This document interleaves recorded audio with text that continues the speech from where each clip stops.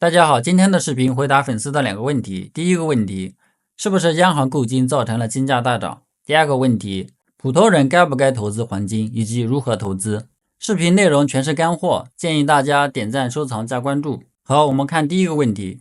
最近看到很多人说金价大涨是因为全球央行增加黄金储备，大量购金导致的，但这个观点根本站不住脚。我们看这张图，近几十年来黄金的需求量变化。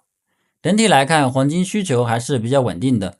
图中的浅紫这部分为全球央行的购金量，在2022年开始显著增加，随后有下滑趋势，但整体水平高于大流行前的平均水平。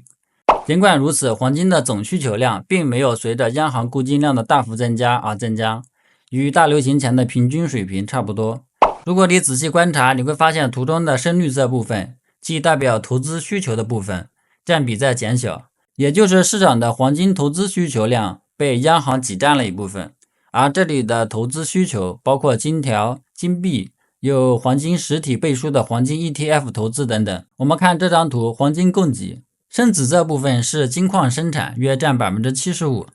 深绿这部分是黄金回收。全球的黄金供给常年非常稳定，不会随着金价的大涨而大涨，当然也不会随着金价的大跌而大跌。这是因为黄金不能像法定货币一样印刷，只能开采，供给的弹性较差。黄金从勘探并找到新的黄金储区，直到金矿投入生产，通常需要几十年时间。所以黄金开采和矿山生产对金价变化反应不快。由于黄金的总供给就这么多，2023年供应量有4950吨，2024年大概也是这个水平。全球央行购金量增加，市场的其他购金需求量就会减少。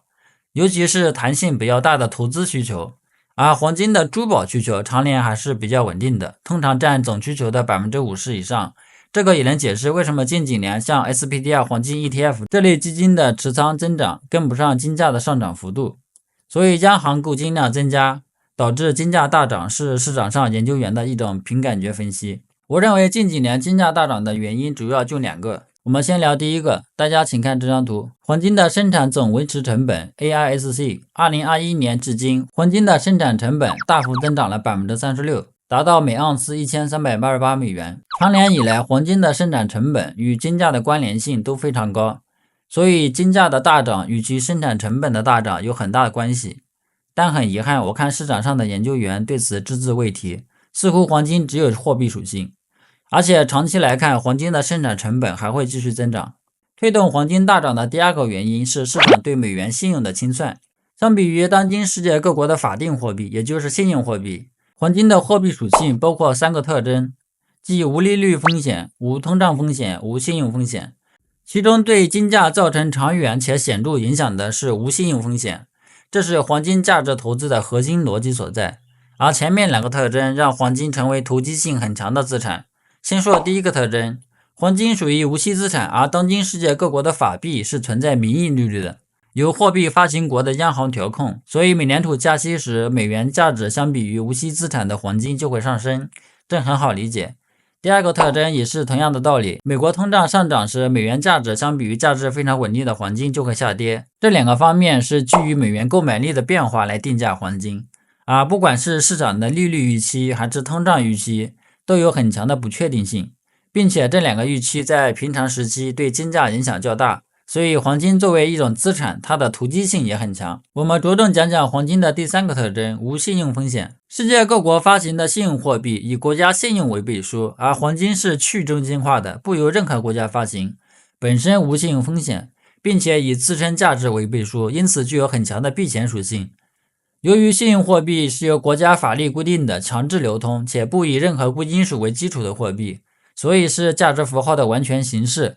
而且纸币的价值依赖于政府信用，一旦政府出现财政或者货币危机，信用货币就会大幅贬值甚至一文不值，从而引发社会动荡，而政府的偿债能力和意愿最能体现政府的信用问题。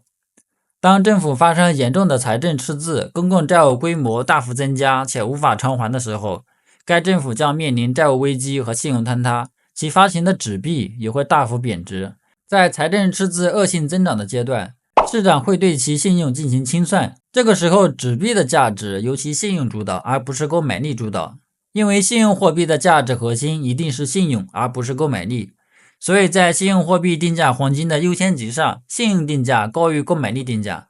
当下是美国财政赤字处于恶性增长的阶段，在这个阶段，市场会对美元信用清算，美元价值也会重估，这是金价大涨的第二个主要原因。根据美国国会预算办公室预测，未来美国财政赤字率将常年维持在 6% 的水平，这是一个非常高的水平。如果发生某种危机，赤字率还会更高。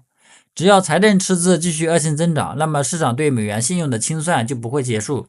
现如今金价已经大幅上涨，普通人该不该投资黄金呢？回答这个问题，我们需要弄清楚自己投资黄金的立场是什么。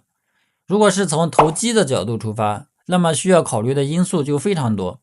这适合专业投资者，并不适合普通人。如果是从价值投资的角度出发，虽然信用货币的价值长期下降是确定的，但短期影响金价的因素过多，要实现价值投资的目标，就必须做到长期持有，至少10年起步。我们知道价格围绕价值上下波动，所以要做到避免受到短期波动的影响，实现价值投资的目标，只有长期持有。作为普通投资者，如果你已经投资了黄金，或者打算投资黄金，请务必贯彻长期持有的理念。在家庭的资产配置当中，黄金永远都有一席之地，所以普通人适度投资黄金是明智之举。但选择哪种投资方式也很重要，不同的人有不同的适合方式。但整体来看，我认为普通人买金条是最好的投资方式，因为实体黄金更容易拿得住。非实体的，比如黄金 ETF 基金，你可能频繁看价格，看盈亏情况，这会非常影响你的情绪，可能导致你违背自己的初衷，